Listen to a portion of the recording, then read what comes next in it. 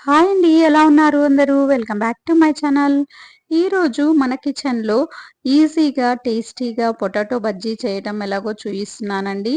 ఇవి మనకి చాలామంది హెల్త్ ఇష్యూస్ కారణంగా పొటాటో అయితే తినలేరు. అలాంటప్పుడు ఇలా ఈజీ వేగా పొటాటో కూడా మనము కొద్దిగా క్వాంటిటీతో తినొచ్చండి. ఈ ప్రొసీజర్ అయితే ఎలా చేయాలో చూద్దాము. ఈ పొటాటో బజ్జీ మనము ప్లెయిన్‌గా అయినా తినొచ్చండి. ఒట్టిగా అయినా తినొచ్చు. లేదా పప్పుచారులో వీటిల్లో సైడ్ డిష్‌గా కూడా నంచుకోవచ్చండి.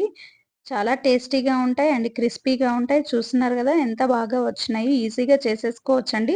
Please watch full video and ఈ వీడియో మీకు నచ్చినట్టయితే లైక్ చేసి అండ్ ఛానల్‌ని సపోర్ట్ చేయండి. సబ్స్క్రైబ్ మరి లేట్ చేయకుండా ప్రొసీజర్ అయితే చూసేద్దామండి.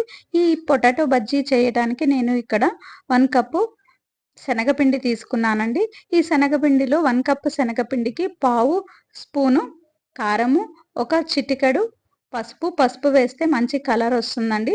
దీంట్లో ఒక పావు టీ స్పూను వాము కూడా వేస్తున్నాము. వాము వేయటం వల్ల మనకి కొద్దిగా ఉబ్బరం లేకుండా ఉంటుందనమాట. టేస్ట్‌కి తగ్గట్టు సాల్ట్, కొద్దిగా ఒక చిటికెడు సోడా ఉప్పు వేస్తున్నామండి. సోడా ఉప్పు కూడా ఆప్షనల్.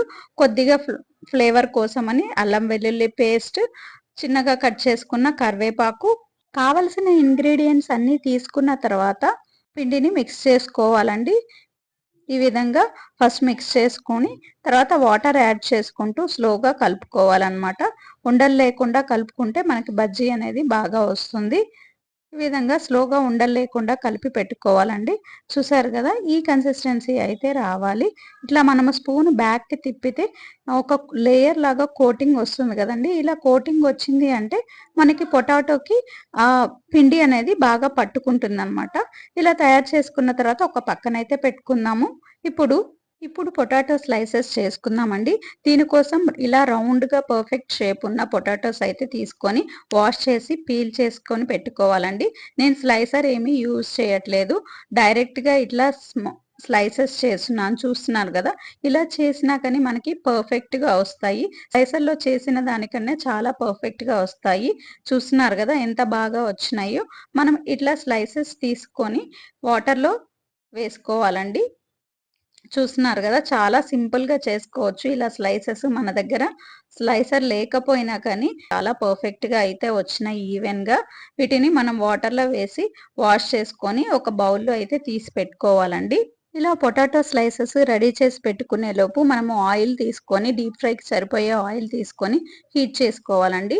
ఈ ఆయిల్ అనేది హీట్ అయిన తర్వాత పొటాటో చిప్స్ ఉన్నాయి గదా! మనం రెడీ చేసి పెట్టుకున్నవి నీట్‌గా డిప్ చేసుకొని వేసుకోవాలండి. 1 బై 1 మనకి ఆయిల్‌లో ఎన్నైతే పడతాయో అన్నీ మాత్రమే వేసుకోవాలి. కంజెస్టెడ్‌గా వేసుకోకూడదు. మనకి అన్ని పర్ఫెక్ట్ ఇలా పొటాటో స్లైసెస్ అన్నీ 1 బై 1 ఒకదానికి పక్కన ఆయిల్‌లో వేసుకోవాలండి. మరీ ఎక్కువగా కాకుండా ఆయిల్ ఈవెన్‌గా ఫ్రై అయ్యేటట్టు వేసుకోవాలి. ఎక్కువ అయితే మళ్ళీ ఒక సైడే మనకి బాగా ఫ్రై అవుతుందనమాట. మనము తిప్పుకోవటానికి ఈజీగా ఉండేటట్టు వేసుకోవాలండి. ఇట్లా కరెక్ట్‌గా పర్ఫెక్ట్‌గా ఇక్కడ నాకైతే 7 అయితే పట్టినాయి. ఈ విధంగా వెంటనే రెండో వైపుకి తిప్పకుండా పైన తడి ఆరిపోయిన తర్వాత రెండో వైపుకి తిప్పుకొని ఫ్రై చేసుకోవాలండి. ఫ్రై అయితే అయిపోతాయి. చాలా ఇవి రెండు వైపులా దోరగా ఫ్రై చేసుకుంటే మనకి మంచి క్రిస్పీ పొటాటోస్ అయితే బాగా వస్తాయండి. చూస్తున్నారు కదా! ఇట్లా 2, 3 సార్లు టర్న్ చేసుకుంటూ ఉంటే మనకి రెండు వైపులా బాగా ఫ్రై అవుతాయన్నమాట ఈవెన్‌గా. మనం రెండు వైపులా టర్న్ చేసుకుంటూ మీడియం ఫ్లేమ్‌లో పెట్టి ఫ్రై చేసుకుంటే ఈ పొటాటో చిప్స్ అనేవి చాలా క్రిస్పీగా వస్తాయి. మంచి కలర్ కూడా వస్తాయి. చూస్తున్నారు గదా! ఎంత బావున్నాయో. చూస్తుంటేనే ఇప్పుడే తినాలనిపిస్తుంది కదా! చాలా టేస్టీగా ఉంటాయండి. ఇలా గోల్డెన్ కలర్‌లో వచ్చిన తర్వాత బజ్జీలన్నీ క్రిస్పీగా వచ్చిన తర్వాత ఆయిల్ నుంచి తీసి ఒక ఇలా జల్లెడలోకి తీసుకొని వేడి వేడిగా సర్వ్ చేసుకుంటే చాలా టేస్టీగా ఉంటాయండి. తప్పకుండా ట్రై చేయండి మీరు కూడా. అండ్ ఎలా వచ్చినాయి అనేది కామెంట్ బాక్స్‌లో తెలియచేయండి. టేస్ట్ ఎలా ఉంది?